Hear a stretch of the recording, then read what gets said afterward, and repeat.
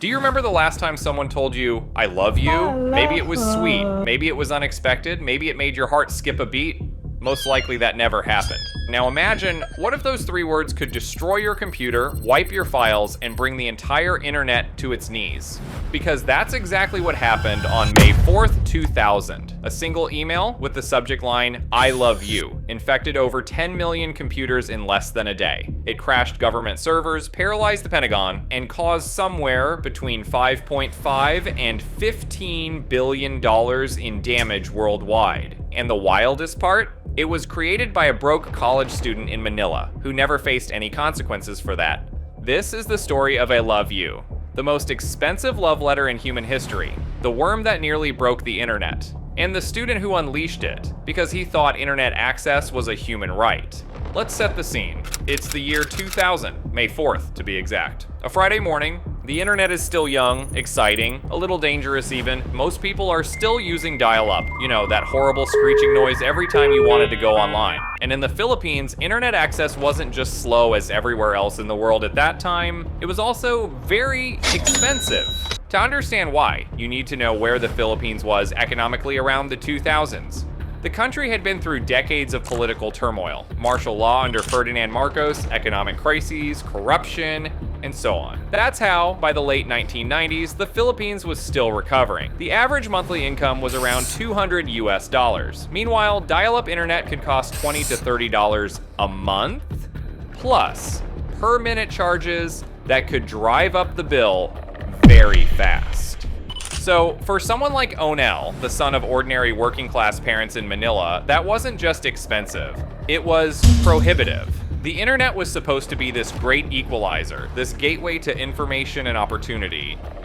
At least that's what he thought it would be, but in reality, it was a luxury he simply couldn't afford. And that's where our story begins. His full name was Onel de Guzman, a 24 years old studying computer science at AMA Computer College in Manila, living in the Pandacan neighborhood, and he was a broke motherfucker. But Onel wasn't just any struggling student, he was sharp. And dangerously obsessed with computers, and a nerd with a problem to solve is usually how we end up with the worst outcomes.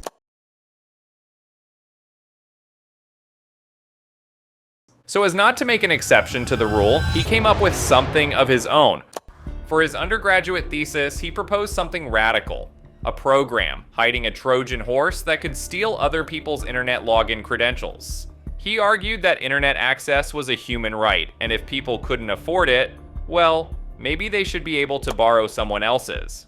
After all, he reasoned, the people he'd steal from wouldn't experience any real loss except for their money, which they had plenty of, and it's not like bandwidth ran out back then. The college was, well, less than thrilled by the idea. Maybe we could use the word horrified to be more precise. They rejected his thesis outright. They told him it was 1000% illegal and that they didn't produce burglars. Onel was, understandably, furious. He thought his professors were too close-minded, unwilling to see the bigger picture. So he dropped out right at the end of his final year, just before graduation. Oh, and he decided to build the program anyway. Now here's where things get interesting. Onel didn't set out to create the most destructive computer worm in history like we're in a villain's origin story. No. His original plan was much simpler. Create a Trojan that could steal internet passwords using VB Script, a scripting language that Windows computers could run automatically. That's it. He even coded it to only work in Manila, a geographic restriction, a sort of a safety net so it wouldn't spread too far. But then, at the last minute and out of sheer curiosity, he removed that restriction, just to see what would happen. And on May 4th, 2000, him and everyone else would soon find out what that meant. So here's what Onel built on the more technical side. The worm was called I Love You, and it was beautifully simple, and also the most evil thing he could have done. Now you might be wondering, why I Love You? Why a love letter? He could have called it anything, a software update, a funny video, a work document. But Onel understood something fundamental about human psychology. We're suckers for love, or at least the idea of it. In 2000, email was still relatively new for most people. The internet still felt mysterious, exciting. The thought that someone out there, maybe a secret admirer, maybe an old crush, had sent you a love letter? That was irresistible. It bypassed all logic. all caution. You had to know who it was from, and that curiosity, that tiny spark of hope or intrigue, was the exploit. The greatest move really relied on that. This became one of the first major examples of what we now call social engineering, manipulating human behavior to breach security. Onel had both the skills to hack our computers and human nature. So once you got your love letter email, the subject line read exactly like this: I love you. The message inside said, kindly check the attached love letter from me. And attached was a file, loveletterforyou.txt.vbs. Now you might think, people are dumb, why would you click on something so obvious? Well, the reason so many people clicked on it despite 99.9% of them not knowing what a VBS file was because the real extension was actually hidden. See, the .vbs extension meant it was a VB script file, so a piece of executable code, and Windows, in its infinite wisdom, had a feature called hide extensions for known file types. So all you'd see on screen was loveletterforyou.txt. The .vbs part was invisible. So most people saw that file name and thought, oh, it's a text file, just a cute little love letter. It looked harmless, innocent, like a secret admirer trying to reach you using your email. And so they clicked on the file to open it. And here's the kicker. There was a bug in Windows 95. Yeah, I know what. Another one. Email attachments could automatically execute code just by being clicked. You didn't even need to intentionally run the file. One click and it was over. Then, what happened when you opened it? Well, multiple things. First, the worm copied itself into your Windows system folders. It disguised 2 copies as legitimate Microsoft files, mskernel32.vbs and win32dll.vbs. They looked official. The third copy kept the original name. Then it did something brilliant. Onel, being the absolute devil he is, had the idea of making its worm create a registry key so that it would run every time your computer rebooted, just so you couldn't escape it. Next, it opened Internet Explorer, which in 2000 basically was the internet for most people, and set your homepage to a random URL. That URL automatically downloaded another program, WinBugs Fix. Wait, what? The URL downloads a fix? Onel, still being one of the worst people on Earth at this exact moment, also used a misleading name for that as well. Because WinBugs Fix was a goddamn Trojan horse, and its job was simple: steal all your passwords. Your login credentials, IP address, remote access information, everything got packaged up and sent to an email address, mailme@super.net.ph, Onel's email address. So now he could access everything. But the worm wasn't quite done yet. Or should I say, Onel wasn't done with you yet. The worm then started hunting through your files. So, every VB script file it found, VBS VBE, was overwritten with the worm's own code. Files with extensions like JPG, JPEG, JS, CSS, HTA, all replaced with copies of the worm. Your photos, work files, vacation memories, the essay you were writing for school due the next day, all gone. The worm even targeted MP3 files. And all of us during the 2000s had a shit ton of them. But instead of just deleting them, it hid them, just for the pleasure to mess with you. At that point, Onel isn't just the burglar his professor claimed he was. He's just here to make you suffer. That's it. And if you thought you were done, well, not quite. Onel had one final move. The ultimate of I love you that closed the loop and made it so viral. It simply opened Microsoft Outlook, scanned your entire address book, and then proceeded to send itself to every single contact, using your name, your email address. So, not only did you lose all your files, now when your friends, your coworkers, your family received an email from you saying I love you, and lose their files as well, they'll directly think it is your fault. Because if it's coming from you, why wouldn't they open it? Now, back to our May 4th, 2000, Friday morning, 6 a.m. Manila time. The worm begins its journey in the Pandacon neighborhood of Manila where Onel lives. The first infections are local. Friends, classmates, people on his contact list, but each person infected becomes a new transmission point. Once the spread starts, very fast it becomes exponential. Because the worm doesn't sleep, it doesn't pause. It just, replicates. By 7 a.m. at Manila time, it's already spreading through Philippine corporate networks. Employees at local businesses boot up their computers, check their email before the morning meeting. They see a message from someone they know, they open it. Each click unleashes dozens more emails, then hundreds, then thousands. That's how the worm will move. westward, following the sunrise, following the workday as it begins across Asia. But it would soon spread way farther than that. 8 a.m. Hong Kong time. Central, the financial district wakes up. Whiteboard traders, bankers, corporate employees, all logging in, all checking overnight emails as the market opens. Messages flood in from Manila contacts, from regional offices, or subject line, I love you. Hong Kong's corporate email infrastructure begins to strain. Servers slow down, IT departments start getting calls, my computer is acting weird, all my photos are gone. I can't open any files, but by the time anyone realizes what's really happening, it's too late. The worm has already sent itself to thousands of new contacts across Asia and is now jumping continents. 9 a.m. London time, mid-morning in Europe. The British Parliament's email servers are hit first. The worm tears through the House of Commons network. MPS can't send emails, staff can't access files.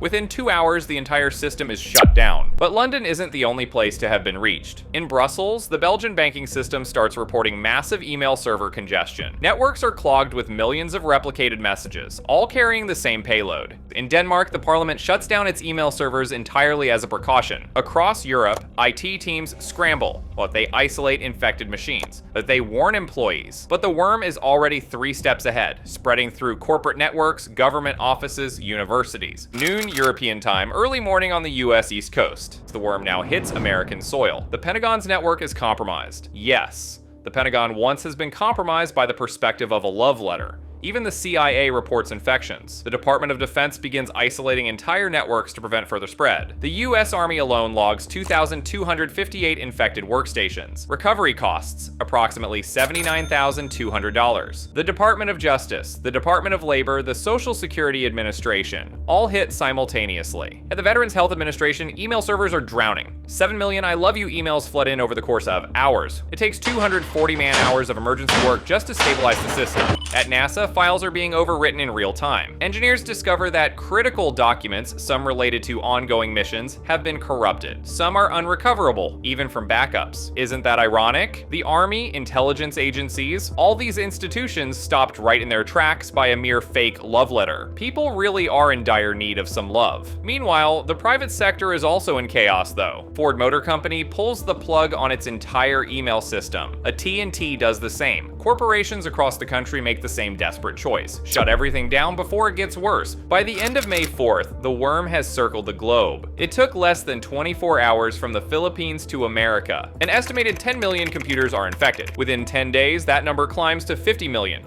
Even for today's standard, that would already be a huge number, but at the time, this isn't an attack of unprecedented scale. 10% of all internet-connected computers on Earth. Of course, an attack with such a huge reach caused disastrous damages, so direct damages land anywhere between $5.5 to $8.7 billion initially. But when you factor in the cost of removing it, the lost productivity, the total balloons to somewhere between $10 and $15 billion. It was one of the most destructive cyber events in history. But the funniest part is that in Manila, Onel de Guzman, the man who started it all, still has absolutely no idea of what he's done. Something even funnier is that writing a worm in VB script is basically like writing in plain text, meaning that anyone with a basic understanding of coding could just open the worm's code, tweak a few lines, and create their own version. And of course, that's what happened. Within days, over 25 variants of I love you were circulating across the internet. Each one slightly different, each one doing slightly different damage. Some variants changed the subject line to target more specific audiences. There was Cartolina, Italian for postcard, I designed to fool, well, obviously Italian speakers, mostly because they sucked at English. There was also baby pic, which, well, targeted, let's call that a different kind of curiosity.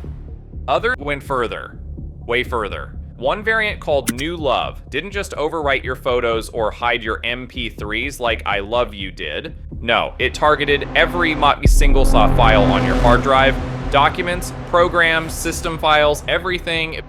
Basically, it would keep destroying until your computer literally stopped working. Bricked, done. And the worst part, New Love was designed to evade virus scanners freshly patched for I Love You. The original I Love You was already spreading faster than security teams could respond. New Love was invisible on top of that. It was like fighting a Hydra. Cut off one head, 2 more pop up. The worm that started as one student's thesis project had become an open source weapon. Anyone could modify it. Anyone could release their own version. And anyone did. And Onel, he had absolutely no control over it anymore. May 5th, 2000. One day after the outbreak, while the world is still reeling, investigators in the Philippines are already on the move. The National Bureau of Investigation, basically the Filipino FBI, starts tracing the worm's origin. Local internet provider Sky Internet had been flooded with complaints from European users. All the emails pointed back to their servers. The NBI follows the trail. Phone records, IP addresses, email headers, and they find him. Or rather, they find his apartment. Because when agents arrive at Onel's place in Pandacan, well, he had obviously figured he needed to get the fuck out of there. Fast! He tried to hide the evidence, took his computer with him. By now, he knew he had messed up. Big time. So he left his apartment in a total state of panic. And panic makes you make mistakes. He left behind several floppy disks. Yeah, we're in the 2000s. These were still a thing. On those disks, the worm's source code, and also information pointing to a possible accomplice, a guy named Rionel Ramones. It turns out Ramones got arrested first. Finally, on May 11th, Onel finally surfaces at a press conference organized by his lawyer. He's nervous as hell and his face is covered. He lets his lawyer do most of the talking. So, when a journalist asks him directly, "Did you release the worm?" Onel pauses, but then says it is possible. He claims he might have released it unwittingly, that he didn't mean for it to spread globally, that he was just curious. The NBI wants to throw the book at him, but they stumble on a problem. A big one. See, in May 2000, the Philippines had no laws against writing malware. Not a single one. You could create a digital plague, infect 50 million computers, cause billions in damages, and technically you hadn't broken a single Filipino law. The prosecutors tried everything. So they considered charging Onel under the Access Device Regulation Act, a law designed to punish credit card fraud because he'd used prepaid internet cards. Bit of a stretch. They considered malicious mischief, a felony involving property damage, but that required proof of intent to cause harm. And Onel kept insisting he never meant for any of this to happen. In the end, all charges were dropped. Both Onel de Guzman and Rionel Ramones walked free. The Philippine Congress, embarrassed by the whole situation, rushed to pass Republic Act number 8792, the e-commerce law, in July 2000. Finally, malware became illegal in the Philippines, but that doesn't mean Onel and his acolytes would get punished, because the Philippine Constitution has an interesting take on ex post facto laws. It prohibits them entirely. You just can't punish someone for something that wasn't illegal when they did it. Onel had created one of the most destructive cyber events in history, and there was nothing anyone could do about it. After the press conference, Onel vanished. Purposefully, of course. This was most probably because he ended up getting way more attention than initially intended, too much pressure for him. He avoided interviews, refused public appearances, and never tried to explain himself beyond what was strictly necessary. For a good 20 years, nobody knew where was the man who had just caused one of the biggest technological disasters in history, or what he was doing. Some thought he'd been quietly recruited by a tech company, the classic white hat redemption arc. Others assumed he'd fled the country, but that was unlikely because not all countries have a constitution and as forgiving as the Philippines, and Onel knew it. Like, a few even wondered if he was dead. Then in May 2020, exactly 20 years after the outbreak, a British journalist named Jeff White tracked him down while researching his book, Crime.com. And where did he find the man who brought the internet to its knees? Working at a mobile phone repair stall in Manila. No mansion, no secret hacker lair. Just a small booth, fixing cracked screens and replacing batteries. In the interview, Onel finally admitted everything. Yes, he created the worm. Yes, he released it. And yes, he did it alone. The others who'd been accused were innocent. But the interview also dismantled a comforting myth. Onel wasn't that innocent. Sure, he still believed internet access should be a human right. Like, White writes that Onel felt getting online was almost akin to a human right, citing a view that was ahead of its time. Like, that was understandable. The way of applying this philosophy is questionable at best. But Onel also purposefully omitted that he was essentially stealing other people's passwords that would have to pay for his internet access as well if it went over the usage limit. He also made sure to test out this idea by deliberately targeting people who knew nothing or very little about computers, only to see if it worked. Even the decision to remove the geographic restriction served absolutely no purpose outside of sheer curiosity, as the dial-up passwords he'd get would only work on Filipino phone lines. Onel was stealing passwords to use on his own home connection. He had no practical reason to target anyone outside his city at all. In the end, he pushed that version just to see how far it would spread, which is kind of a more modern take on the myth of Pandora's box. Onel was just the new Pandora, and that applied his own personal logic to a system far larger than he thought it to be, without realizing that morality morality changes with the sense of scale. If you enjoyed this moment with us, consider liking this video, leaving a comment, and subscribing. This helps us more than you think. See you in the next one.